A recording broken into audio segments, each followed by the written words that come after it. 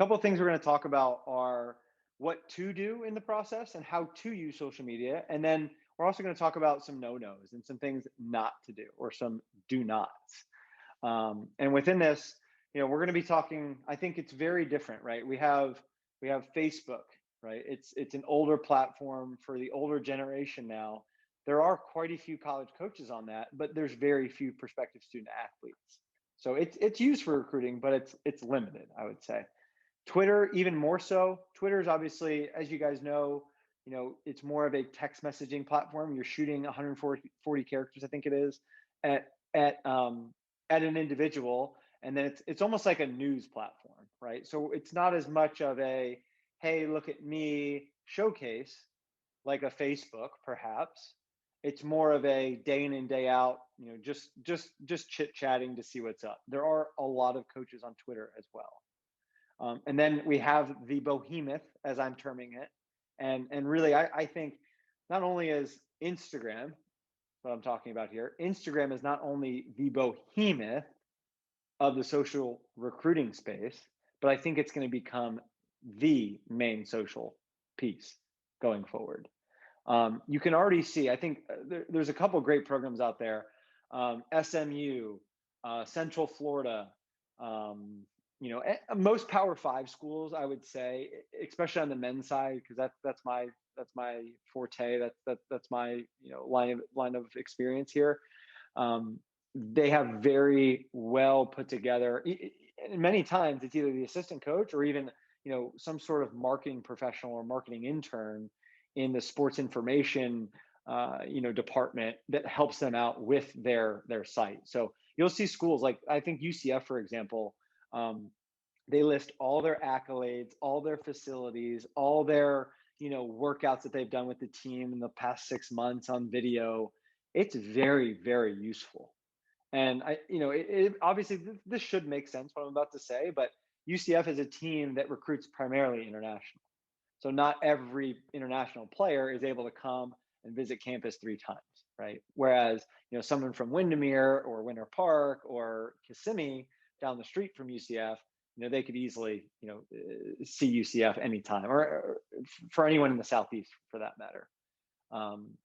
So what we're going to talk about here is some first things to do. I think the most important thing to do first is follow the team, right? So we're going to talk about this in terms of every platform, but I'm solely going to be focusing on Instagram. So most of what I say will apply to Instagram. There might be a few things that do not apply to Facebook, Twitter, and whatever else you use out there. I don't think there's many people, obviously, I know you guys use Snapchat, but I don't think there's many recruiting conversations going on in Snapchat. That doesn't mean you can't just post whatever you want to post on your Snapchat story. But what that does mean is you're probably not going to utilize that for recruiting. Okay. All right. So first things first, follow the coach or follow the team. Sometimes they're separate accounts. Sometimes they're together. Okay. Especially like if you're a, freshman or sophomore in high school and you haven't even sent out initial introduction letters, follow your top 10, right? You don't have to follow all your, 30 reach, target, and safety schools, but follow your top 10, okay? And here's the even better advice. Following them is one thing. Getting a follow back, very good sign, okay? Especially if they start to engage. But the major point is I think asking good questions, once you follow them, asking good questions, reacting to their stories, right? Liking or commenting on their posts. It's a huge thing. And it can be short and sweet. I would say try to keep it very positive, try to keep it very team centric. And anything that you can say to show that you're respectful, self-reliant, good sport, if you will. Coaches are looking for guys that can come in and add value to their program, not only for themselves as an individual, but also add value to the whole team, AKA make the other guys around you better, right? So engaging on platforms like Instagram, I think if you do it the right way, whether it's you putting up a post and thanking people, right? That might be on your page, right? Instead of just hitting like, which I have a bad habit of doing, right? Actually going out of your way to say, Thank you so much. Hope to see you very soon, right? Or hope all is well in whatever city they're in, right? Re-engage there. That's huge. That's one scenario. But also, if you're following them and they post something and you want to engage with it, I would always say keep it professional. Make sure it's worth something. Don't just say, good luck is fine. I'm okay with that, right? But and there's a little bit of context here that matters, but you can't just comment bomb draws, right, with a bomb emoji on a team that you've never engaged with before and expect them to appreciate that as recruiting interest, right? I think it has to be a little bit more formal than just sending emojis or sending a few words. I think it should be words of encouragement, like good luck, questions about the golf course. There's many ways we can approach this, but we'll talk about that in just a second. Okay. So engage, ask good questions, and make sure you're reacting, commenting, liking, and just engaging overall with them on their platform there. I have a stat to share with you guys. 85% of coaches will attempt to search you on social media. So a lot of times in the for college golf world, we're talking about these target and these safety schools, not necessarily the reach schools, but many times it's the target and safety schools that will be the first ones to search you on social. Okay. And that's across all sports. That number of 85% is not just golf, but that's a very high number if you think about it. So we'll talk about some of the no-nos, but think about not only the positive things you're doing that make a difference, but also what not to do and what not to say. I think there's all these idioms out there and all these funky sayings of, if you wouldn't say it to your grandmother, then you probably shouldn't post it, or do you talk to your mother with that? Certain stuff like that that's funny, but it's true. If it's not productive and there's really nothing that you're engaging in for a certain reason, there's probably no reason to send or hit post, right? All right, number 2, I always want you guys to set your accounts to public, right? As you guys know, at For College Golf, we take a very broad approach to the process. We cast a broad net after we've narrowed down college preferences.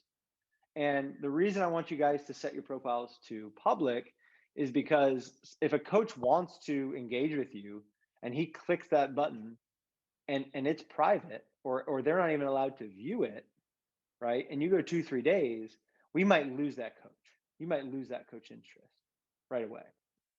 Okay. Among other reasons. I think, having a private profile doesn't necessarily mean that you're hiding something, but there might be a coach out there that would be more inquisitive. But I think more on the positive side, I think that's better to talk about here. If you are public, then you're not hiding anything. You have a ton to show, and it's right there available to anyone that wants to look at it. And that's a pretty special thing. Okay. Another reason, actually, this is probably the main reason. When coaches get your resume and that resume comes across their desk, right? And they see Michael John Jones, class of 2023 recruit, right? What is one of the first things they do? They look at your ranking, yeah, but I think one of the first things that coaches are doing now is they're Googling you. So if they're not able to Google you and find you on social, I think being here in 2020, that does raise some red flags. You're going to be slightly at a disadvantage as far as exposure to coaches if they can't search you from Google from a social media standpoint, right? Social media, in essence, is really our way to connect with the rest of the world on a level playing field, right? And that's also a recruiting tool, and I want to make you guys very aware of that. All right, the third tip that I have for you guys today is don't only show the rainbows, the great times, the most amazing triumphs of your life. Show everything. Okay. I'm not saying you have to show your worst event you've ever played and an event that you're really ashamed of. I'm not saying that. What I'm saying is the tendency across all platforms and social is to hide all the bad and only show the good. Okay. One thing we do, as you guys, many of you know, at For College Golf is we write coaches with a struggle, past tense struggle, and a present tense success introduction letter. Okay, so similar to that on social, I don't want you guys just telling coaches how great you are. I want you telling them that you didn't play your best and that this is what you're going to do, right? And then going into the email campaign and making it worthwhile. Don't just say I played poorly, I'm upset, right? That wouldn't be a full or formal post. I think you could say I played poorly, I'm upset, but here's what I learned, here's how I'm going to go work on it, and here's what I'm excited about to go practice. And this is why I'm motivated, right? That's different. Okay. I think you're approaching it much differently. So like we said with the email campaign, what can we talk to coaches about more in the social space? And let's talk about reasons to post, right? So guys, listen up. This is probably the most important thing I'll say in regards to social media in recruiting. We can post practice, we can post drills, we can post about our environment and how we're utilizing that. We can post about our academics. We can post our training, our workouts in the gym. Can post about ourselves, right? They want to know about you. And I think that's the most underrated thing here is coaches want to get to know you. I think we think the process is very transactional. I have a lot of families, a lot of young men that come across my desk that think, oh, it's all about numbers, it's all about scores. Guys, there's a reason I have a job. If it was all about numbers and scores, everybody would just line up single file. The best players would go to Stanford and Virginia and Oklahoma State, right? Depending on their grades, and everybody else would just follow suit. That's not the case. You can use leverage here. You can make a difference. That's what I want to empower you guys with. Okay. So those are reasons to post, but let's go even a step further. Why are we really posting? Here's one: to say thank you after a great event, right? Or a poor event, right? I think, and this is what took me so long to learn. I think I had a poor attitude in a lot of ways when I played poorly. I'd leave the course with a bad taste in my mouth. It was always negative. And that actually prevented me from learning, I think, and getting as much feedback as I probably could have gotten from the same experience. So what I'm getting at is, I think saying thank you, regardless of a great experience and a great result, or a poor experience and a poor result, right? And those are interchangeable. We still need to say thank you. Say thank you to the tour, the tournament director, the golf course, the general manager, the superintendent, your parents, your friends, whoever it is, right? I think there's plenty of people to thank. So at worst comes to worst, you finish a tournament, you haven't posted in over a week. I think a great idea and a great thing to do is post a thank you to the golf course and to the organization running it, the event. Okay.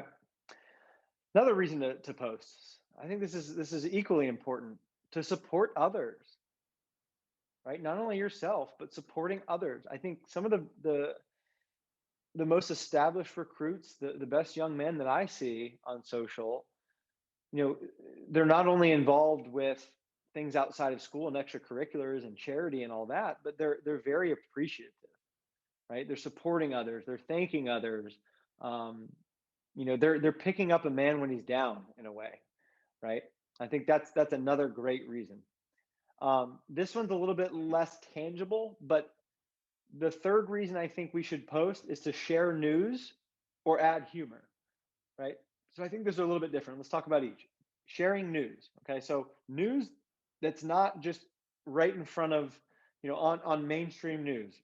And a lot of times our news, no offense to us as golfers, but we're not the number one sport, right? We're not the front of the headline. I think there's a couple times during the year that the PGA Tour is even the front of the headline, and that's the majors, that's the Masters and things like that. But many times we're not the front of the headline. So I think sharing news that maybe coaches aren't able to research or haven't been able to research is really, really vital and really important. Okay. And let's go. There's two more that I want to show, that I want to explain to you guys. Why are we posting? Showing your life away from golf, showing your true self, showing your other talents, right? Really giving coaches a reason to believe that you're not just this golfer. You're much more than that. You're much, much more valued than just a golfer looking to play college golf. That's super important. So when I go to pages and I see golf swing on the range, golf swing on the range, golf swing on the course, putting practice, golf swing, golf swing, golf swing, I cringe a little bit because it's just golf. So ideally, we want one account. We don't need two accounts. We don't need a personal account and a golf account. I think most coaches cringe a little bit when they see that. Okay, so if we can try to gel your accounts together, make everything very appropriate, and allow coaches to see everything kind of a one-stop shop to see not only the golf side of things, perhaps academic as well, but also you, the social side. Okay. And the last thing I want to say, though, the last reason to post would be your brand, right? Your MO, whether it's your strengths and weaknesses on the course, whether it's you, finishing up the school year and being on A, B honor roll, whatever it is, that's your brand. It's not your identity, but it is your brand when it comes to recruiting. Okay, so I want you guys to feel free to share that. Okay, when it comes to all these tactics in recruiting and ways that we're reaching out to coaches and ways to get ourselves exposure, we always neglect the professional side of things, the personal side of things, and we just think coaches just care about golf. Again, there's a reason I have a job. There's a reason Tiger Woods has that one regret, and there's a reason why coaches want to recruit great young men, and that's it. They want to know who you are. They want to know your brand and who you are as a young individual. So the more you can obviously stay away from the bad and incorporate the professionalist, the well-spoken young men that you all are, the better that's going to be received by the coach. Okay.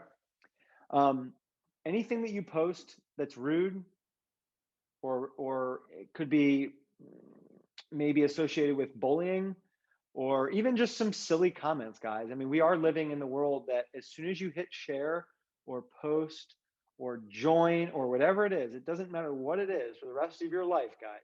Technology is only getting, more, I'm at a loss for a word, sorry, but you guys know what I'm trying to say. Technology is only getting more sophisticated, right? When you go ahead and push that button, that is then releasing it not only to the people that are in that group, but the rest of the world, right? Not only could they share it, the people you share it with, but you never know who has access to that. Okay. So that's how I want you guys to think about sharing and posting and thinking about some of the comments, decisions, and things that we feel. Now, I'm very impulsive, and there's been many times on social that I've wanted to post something that was a rebuttal or telling somebody they're wrong or even just a silly humorous comment. And lately, especially, I've been very, very good at kind of clearing my head, giving myself enough time, and then catching myself before I hit post. Because at the end of the day, you got to ask yourself, is it really benefiting me? Is it really worthwhile to post this? Or am I just causing more of a stir, more drama, more problems here? And I think that's the major thing to ask. Stay away from cursing. Foul language, that's not really accepted anywhere in the professional world. So I would say, in a general sense, you have to stay away from that regardless. Here's an important one I want to talk to you guys about: NCAA rules and USGA rules. You cannot endorse or be sponsored openly by any company in a written agreement or on social media. Okay, so you can't say, I'm selling these leather belts from Italy. You need to check them out. Here's my promo code. Right now, guys, there's a lot of gray area there. You are allowed to accept equipment. You are allowed to do certain things like that. So don't get me wrong. There are certain things you can do as far as sponsorship.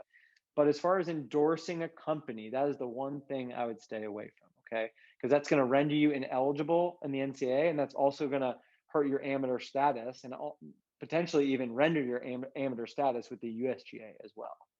Okay, so that's another thing to not do on social media. And then the fifth and final thing that I want to talk to you guys about tonight: do not let others take pictures of you. This is a great saying. Don't let others take pictures of you doing bad things. Better yet, don't do bad things. So again, guys, we're athletes. We're not just Joe Schmo in the street. We are, and a lot of times we have targets on our backs. We're constantly being watched. And that's a privilege and an honor. That's also a responsibility. Okay. So I would say this: at the end of the day, you have to keep it professional. And you have to know what to put out there and what to withhold. Okay. So that's the gist of social media. I hope you guys enjoyed.